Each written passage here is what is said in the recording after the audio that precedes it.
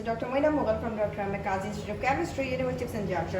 Today I have selected this topic, that is what is impact factor of a journal. We have heard this term many times, but my students, they were asking me about this, so I thought that I must make a short video for my students to follow. And what is H index? You might have seen H index, I index. So what is H index basically? And then the second thing is how to calculate this impact factor. And what are the limitations? What are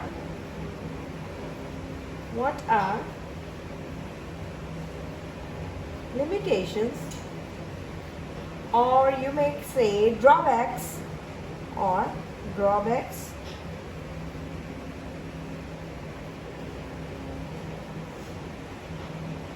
this impact factor and H index. So in today's video I'm going to discuss all these things in a way that you can remember easily for the rest of your life, right?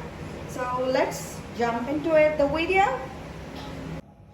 So let's jump into it. So what is it? So it's a metric. It's a metric to check the worth of what? Of course, this pen is not working. Worth of course, the research journal.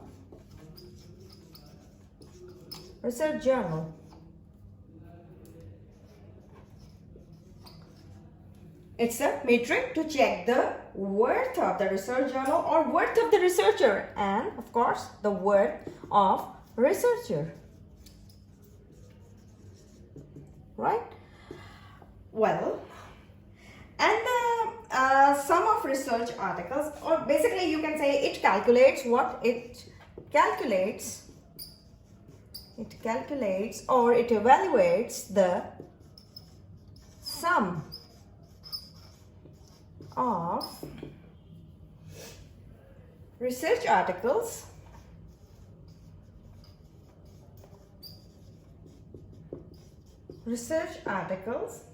that were cited, of course, that were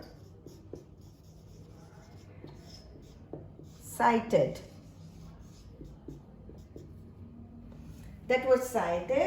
during last 2 years,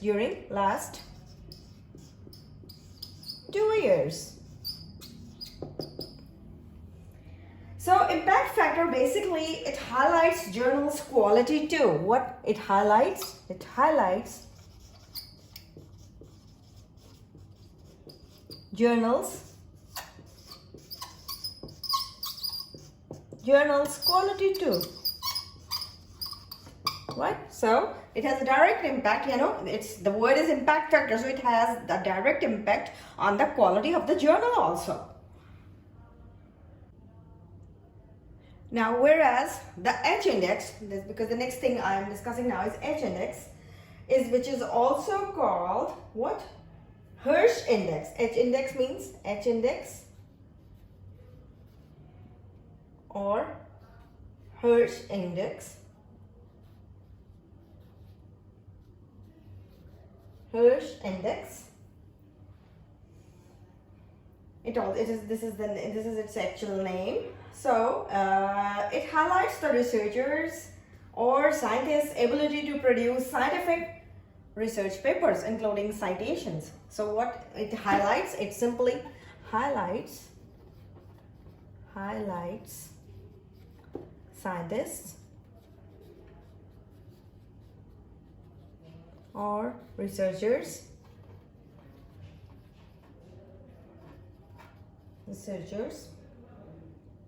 ability to produce scientific research papers. Scientific research research papers? Well, what? And that includes citations. Includes citations. Research papers includes all the what? Of course, the publications. We also call them the published work or publications. So this H index, which is also called Hirsh index, and it simply highlights the researchers or scientists' ability to produce scientific research papers, including the citations. For example, now how this happens, I will tell you now. I will give you a few examples to understand this concept. So it's like that. Now, I said that I will give some examples. So this is the example. If H index equals to 1, right? If it is equals to 1, then it refers to when one research article is cited 10 times per year. That means one publication is cited by different people 10 times per year in 1 year, right? Whereas if H index is 2, if H index is equals to 2, then it refers to what? It refers to that each of the 2 articles are cited 10 times per year. That each of 2 articles or research articles are cited how many times? Our articles are cited 10 times per year. 10 times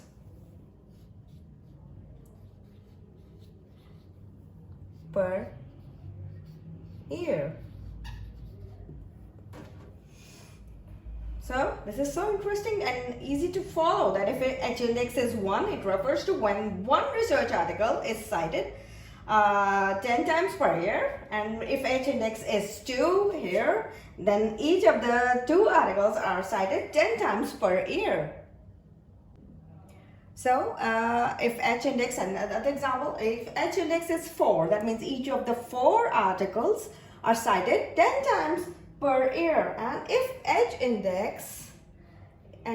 index equals to 10, then what happens? It simply refers that simply tells us that it simply means that each of the 10 articles are cited 10 times per year. That means each of 10 articles, research articles, are cited 10 times per year. 10 times per year. That if H index is equals to 10, that means each of the 10 articles are cited 10 times per year. So basically, impact factor equals to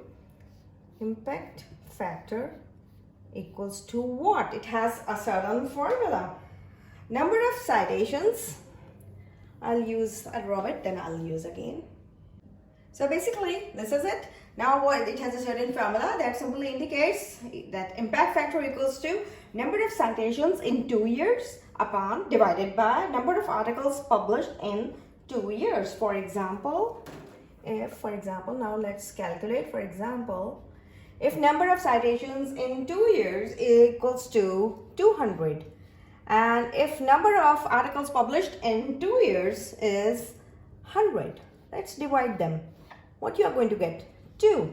So basically, what would be the impact factor? That means impact factor would be 2, right? This is how you can calculate simply by this easiest formula. So this is easily, this is I think very easy, and it is how one can easily find out how to calculate journal's impact factor. Now there are a few limitations regarding impact factor or H index, right? I just mentioned it in the beginning. Now what are those limitations? Now I can tell you, for example, if a researcher is working in a very limited field or in a narrow field, So the number of citations would be very less, right? Accordingly, resulting, what will happen? It will have an impact on that the impact factor or H index will drop down as well, right? As you know,